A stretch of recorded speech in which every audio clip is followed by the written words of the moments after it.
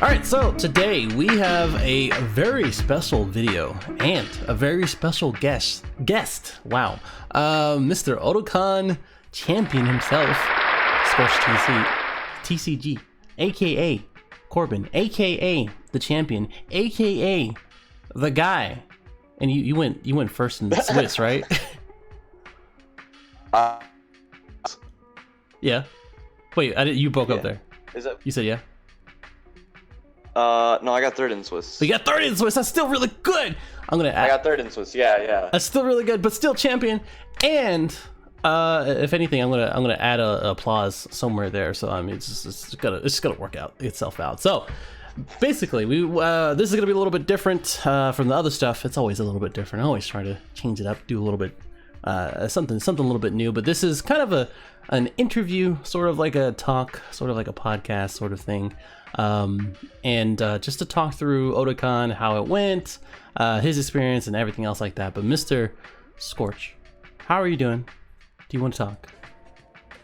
I'm doing well. Kinda, still in shock that I actually won. Woke up this morning, didn't even feel like I actually won the event. I thought it was all a dream, honestly. Just another day. Just another day. Yeah. That's interesting. I was also exhausted too, so. Well, I mean, I can understand that. I mean, we can talk through a lot of different stuff, and obviously the exhaustion and just the nerve-wracking stuff all over, especially being in Top Cut. I can understand as far as that goes. But is there anything you want to talk through or mention or shout out before we do this, or go through any questions? It's okay if you don't. Yeah, not really. All right, cool. Not really. Good. So I'll do shoutouts at the end, so we won't worry about that right now. I'm cool with that. So this was OTAKON, right? That's how you say it. Yeah, the DC regional. Yeah, the DC regional is in obviously DC, and and it's the anime convention. A lot of stuff going on, a lot of noise. I think Propate Games was live pretty much the entire time. I know they had like people working 12 hours for the judging, a lot of different things to set it up. The actual live event was really cool. So that's my perspective, right? My perspective was it looked fun. The matches looked like it was pretty intense. What was your overall experience? What if you had to sum it up in like a kind of a summary for it? Well, it was my first con I ever went to, so like outside of actually playing card games and stuff, it was amazing. I got to walk around, saw a lot of cool cosplays and stuff and all that jazz, and then I didn't really spend too much time because I was just there for card games, but it was a little something extra, so it was cool. And then the actual event was amazing. I met a ton of great people. I've never met such nice people in my entire life. Everyone I met that day, everyone I played that day was just amazing, and they were great opponents. That's good. That's good to hear. I mean, some people have some horror stories, like a lot of bad experiences, pseudo cheating. I don't want to get into that. I kind of want to make that into a completely different video. Shout out to Eggman.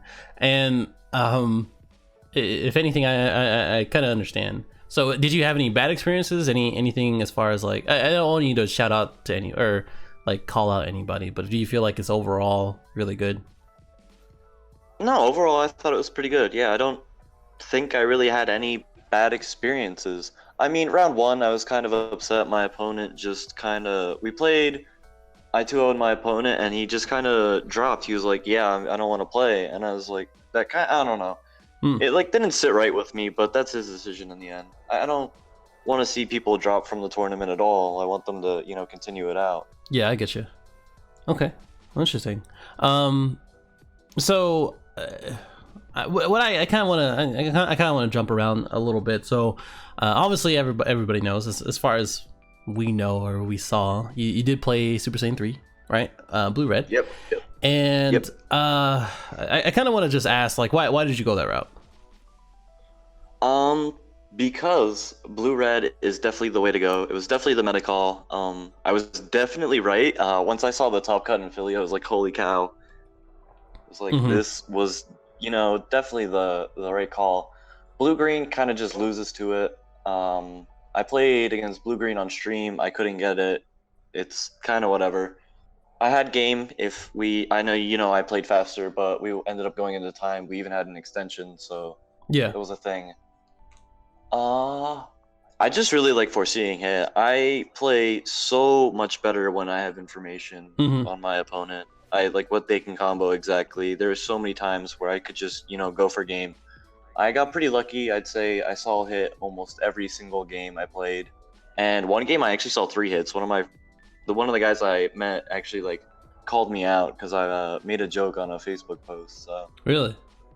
yeah. Okay, that's random. I mean, I do agree. I think for seeing hit right now, especially in the Super Saiyan 3 sort of meta, sort of like just the standard right now, it's incredibly good. And the fact that you can put that together with Chain Attack Zeno, which is another huge part of it, Oh.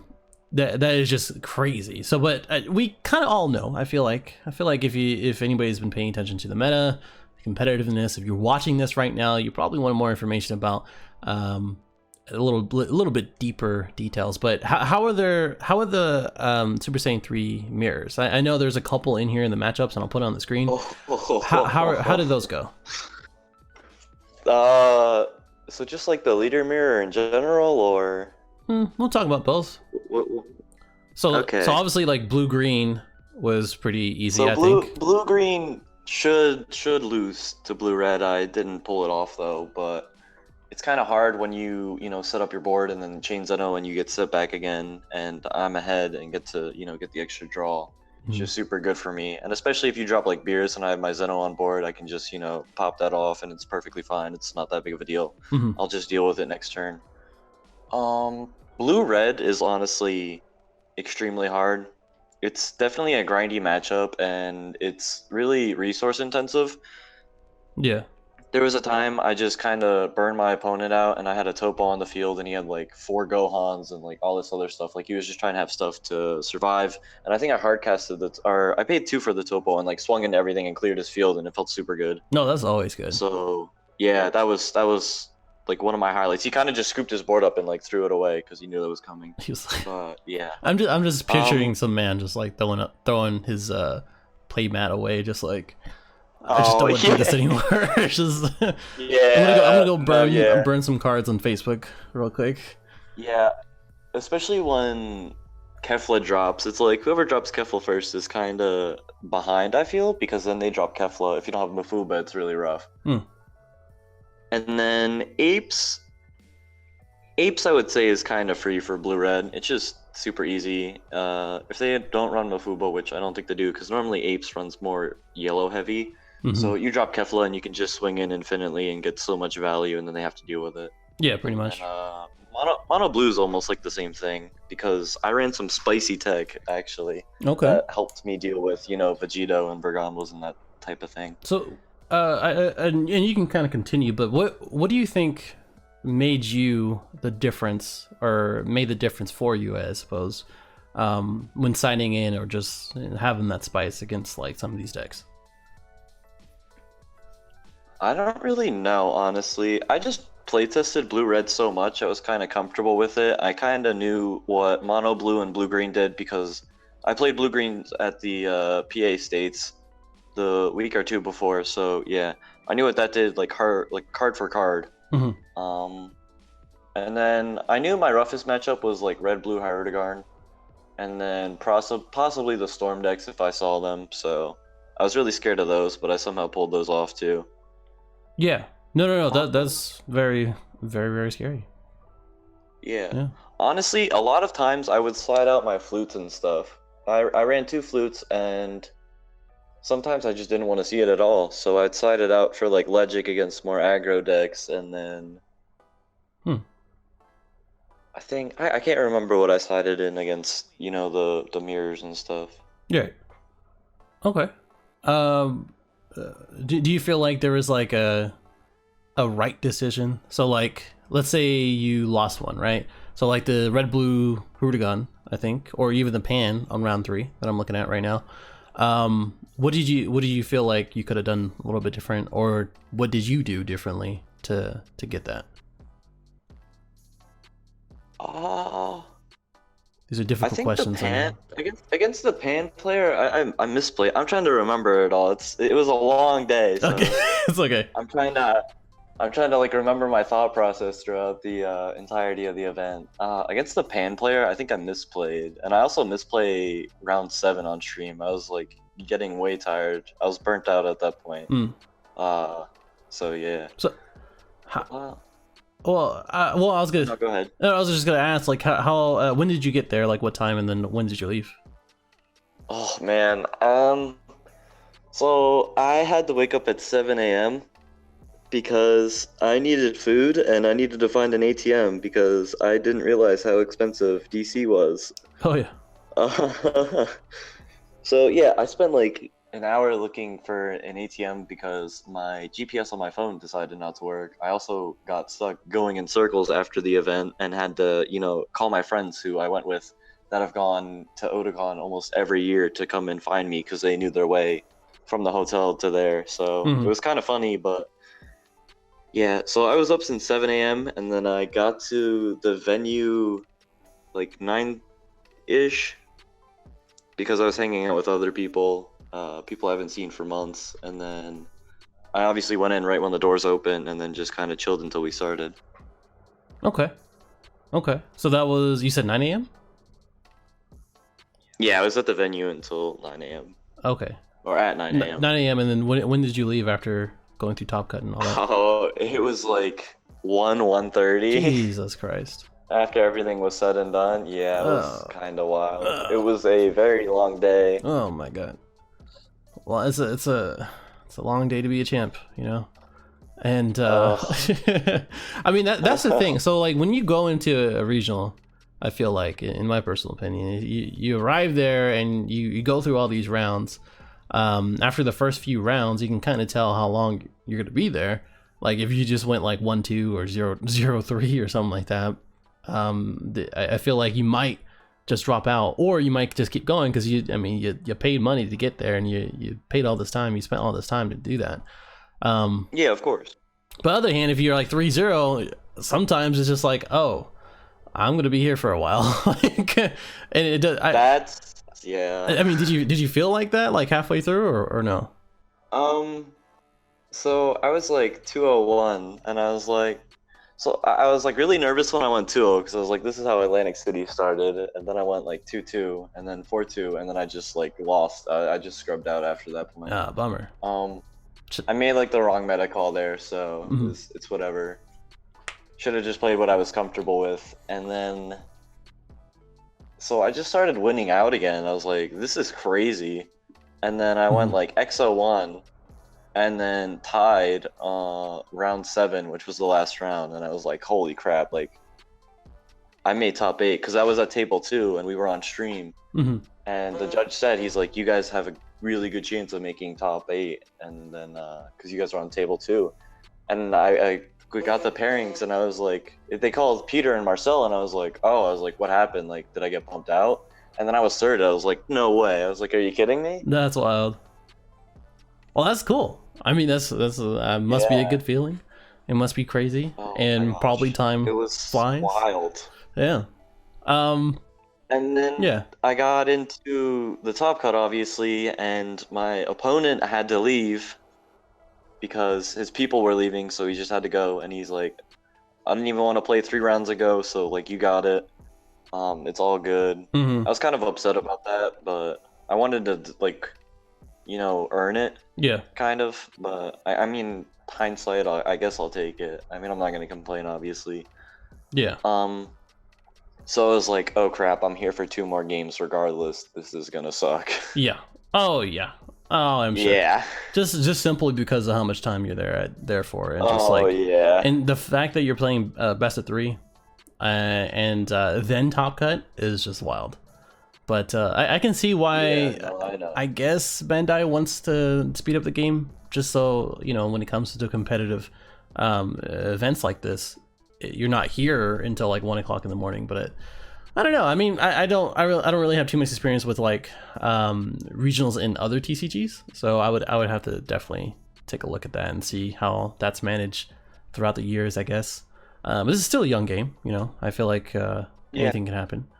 What else I was gonna say? Yeah. So we kind of strayed off a little bit. I was very interested in as how you felt and the experience and all that. But as far as the rounds, and the matchups, so we got blue red Hirudegan was very typical as of round 1. And round 2 Pan, and I think round 3 Pan. I think I saw that one. That guy was actually pretty good. Not that you weren't better or anything. Yeah, like he that. was solid. No, that was a good deck. I definitely made some mistakes. Game 1 too, I think. I'm not really sure. I completely forget what happened, honestly. It was so early in the day. Yeah, it's all right. No, it's okay. And then we had Red Blue Super Saiyan 3, Super Saiyan 3 Apes, which is crazy that it was at round 5. But then again, I feel like Apes is still really good. It's just that it gets stomped on by Red Blue Super Saiyan 3 and like other variations that utilize chain attack. And then Red Blue Hirudegan, and then Blue Green Super Saiyan 3, and then drop. I'm just reading it, just going through Marcel. That guy's crazy. That man's wild.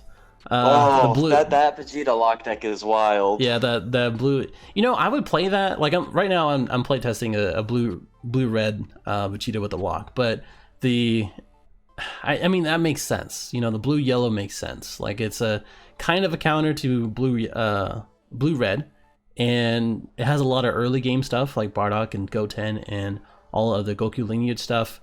I can see that, and be able to lock with 3 energy. I think that's really good. But I don't know, man. And then of course Daniel Brown with the blue yellow Hirudegan makes sense. So all these, all these. What I'm getting to, what was your best round? What do you feel like you learned the most? What do you feel like it was the craziest?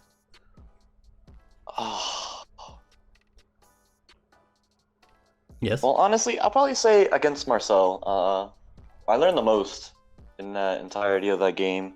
I know there was a few mistakes I made, and like some things happened. If you don't know what those are, so I'm not gonna go into detail about them. Yeah.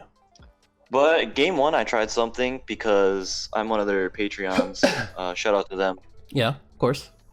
And the night before they uploaded their list, so I was like, I know what you're playing, I know your list, and I'm gonna try this. And it was not at all the way to go. I like charged turn 1 and then passed. I didn't do the skip thing. And then he even told me, I was like, I realized that's not the way to go, and he's like, no, that helps me out. And I was like, yeah. So I don't know. I just learned a lot in that, you know, game. And then especially against the red blue Hyrule in round 6, that was a very tough matchup.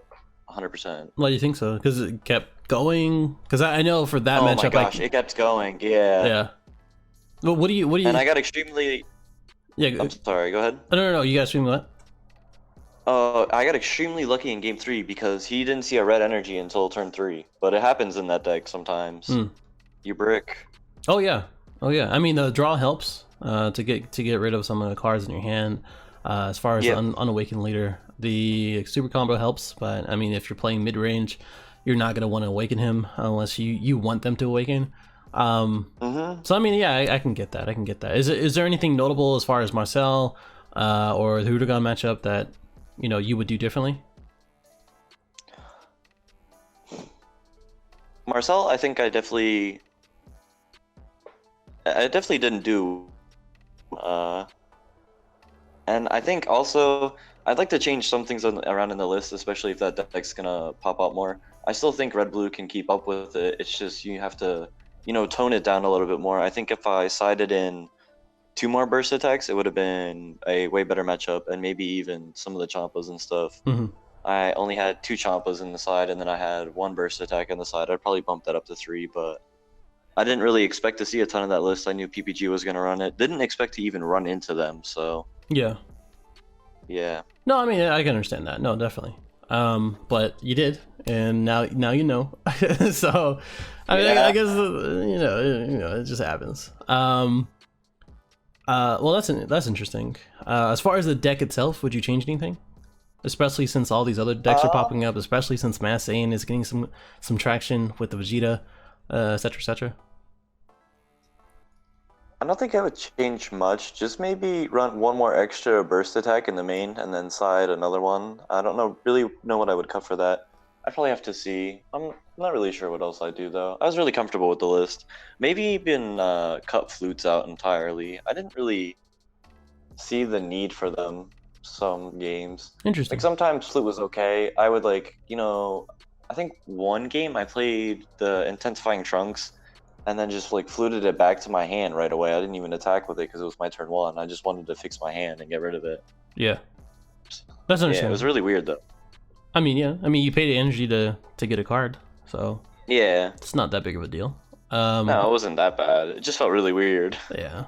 Well, I mean that comes with the play testing and going through matches like this, so that's understandable. Okay, so that's good. So overall, really good experience. Overall, learned a lot. Sounds like it. Obviously, you went to Atlantic City, learned some stuff there, and came back to DC to take it all. So that's all good. And obviously, you and I have played a few different times, I'm sure. And oh yeah, I'm sure. Yeah. I don't remember any of those matches, but it's fine because we're gonna have to play more, so that we can. I stopped playing on Untap. That's why. Oh yeah. That's true. That's true. Wait, why'd you stop? My computer like doesn't handle Untap well. I can't move my cards. It doesn't like when I press the hotkeys and stuff. That's a damn shame. But it likes Octagon. But don't tell me that. It doesn't make any sense. I mean, yeah, we can play on Octagon. That's no problem. Sick. I'm just gonna have to set up everything. I was like, oh, I gotta get through all this. That's fine. What I was gonna say. So yeah. I mean, that's pretty much it for the event stuff, the deck stuff. What do you feel about the current meta right now? Do you like it? Do you dislike it? Do you feel like Super Saiyan 3 should be hit? Do you feel like something is gonna be like to me, meta shifts. So do you feel like that's gonna happen? I feel like there's a possibility. I think this Vegeta list that PPG had is very solid. I don't know if more people are gonna play it. It looks like it was really skill intensive too, because there was times throughout the game with Marcel that it was like, oh, do you pop my red energy so I can't topo, or do you pop my blue energy so I can't bean, wheeze, that kind of thing. Yeah. And sometimes it was like the wrong choice, and then sometimes he would just attack first, and I just like double bean on my leader just to like survive. Yep. And it was just kind of wild. I didn't really know how to play against it, but it felt like the right play, and I just made it. Cool. Interesting. All right. Well, that's good. But yeah. Shit, I got completely sidetracked. I'm sorry. It's okay. I'm gonna say this, and a lot of people might hate me for this, but I absolutely love this meta. Okay. I love SS3 as a leader. I know a lot of people are like, oh, it can do what every other deck does, but better, or like any other archetype. Made a whole video on it, and people hated it. Yeah. Well, some people. It's okay though. I know, I'm the opposite of you. But I don't hate it for your opinion. That's your opinion. Yeah. But I feel like we have these aggro leaders. Like I think Trunks, Harudegarn has a place. I think this new Vegeta has a place. Unfortunately, U7 Gohan's too slow for these other decks, and then it's a shame. He's a really good leader. We have all these SS3 variants, and I think Pan can do well. Mm-hmm. And then I think there was, I forget what else was top cut in OTAKON, but I know there was an android up there too, or 2 androids I think made top 16. I think top 16. I was about to say. Yeah. And then there was one Zeno. Random? Was there? Yeah, there was one Zeno. Really? As I understand it, yeah. I didn't realize that. I think Wow. Who's his name? Dusty, when he was doing the stream.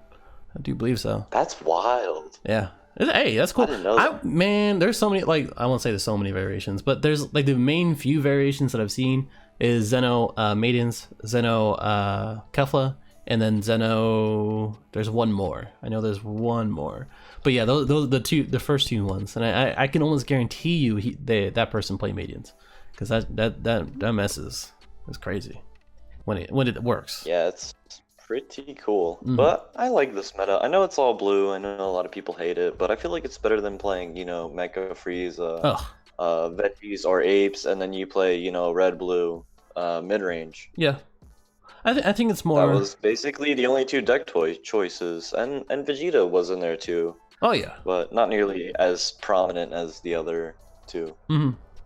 So I'm just glad Cold Bloodlust is gone.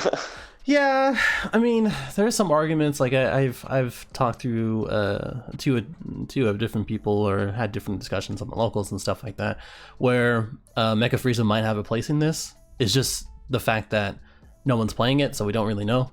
And maybe other yellow leaders, but Mecha Frieza might be. It's just that I think the real issue is that, especially with regionals, people don't take something different because, you know, of the fear of not being comfortable with it, for one, and then two, not being able to keep up with other stuff. So just like you were saying, you know, Pan has a place and all these other decks have a place. It's just the fact that it just doesn't really keep up with like top decks like Blue Red Super Saiyan 3. And that's a real issue, because you're going to be that's a free round technically as soon as it gets slowed down and it gets wrecked basically. But yeah, no, I agree. It's just, you know, if Super Saiyan 3 does get hit, what do you think you're going to be playing? The same thing, or does it depend on the Rata? I have some things that I'm thinking of. I'm gonna keep those a little bit quiet for right now, but I'm probably gonna move on to something, and it's something I absolutely love, and it's kind of the same concept, but we'll see. Interessante. Okay. Yeah. I'm cool with that. Well, yeah. for the, or maybe even Pan. I might try Pan out. Hey, Pan. Or the Vegeta's lock. Pan is super solid. Vegeta is really good. Even if you're not going against Super Saiyan 3, if you play it right, especially if you go second, I think you'd be perfectly fine. That was my original concept anyway. But what was I gonna say? For the sake of this not being too long, do you have any closing thoughts, shoutouts, stuff like that? Yeah, so I just wanted to thank everybody that helped me out. I gotta thank you too, honestly, because I played with you a few times. You definitely taught me some things. Oh, thanks. And, you know, just talking with you guys online, like you, Joel, Eggman even, you guys were always supportive too.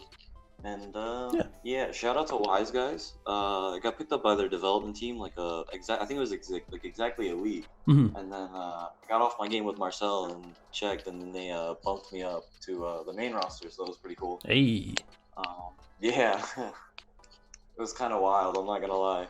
I mean, that's shout out great. to my two friends, Josh and Zach. Without them, I would not have been able to go. They allowed me to stay in the hotel absolutely free of charge, so that was amazing. Awesome. I absolutely love both of them, and yeah, shout out to everyone else I talked to that helped me with the deck list and such. And obviously PPG, the Patreon, and them themselves for running an amazing event, and Dusty. For sure. Yeah. Yeah. Cool. I'm So down. my shoutouts.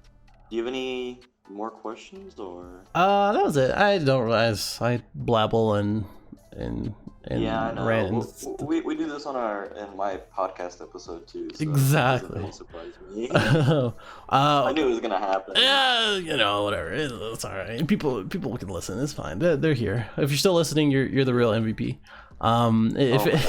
If anything, definitely go check him out. The deck profile itself will probably be with Wise Guys, right? Yeah. Okay, cool. So you can either send it to me and I'll update the description, or you can comment it whenever, and then you can link into that. I'll put his YouTube channel in the description as well. If you want to go check that out, please come join the Discord. It's a fun place. Oh yeah, 100% join the Discord. Yes, it's a great place. We talk all the time. Yeah, boy. Yeah. And I'm getting very, very close to 1,000 subscribers. Thank you for all of your guys' support and subs and watching and stuff like that. I will be doing a giveaway. I will be doing an Untap tournament soon. It's the first time I'm ever mentioning on the channel anyway. And just in general. And then I have a few other things planned. I definitely want to do a few different videos like this, especially with awesome people like Scorch, and as well as different analysis stuff, different styles of videos. It's going to be awesome, and hopefully I do not get lazy enough not to do it. So that is really about it. Anything else before we end? Yeah, I'd also just like to shout out everyone that I met. I don't know if I did that already. But Kind of, yeah. I love everybody I met, so Awesome. I don't care. I'll do it again. Awesome. Well, hey, that is cool. Mr. Corbin, Mr. Scorch, thank you.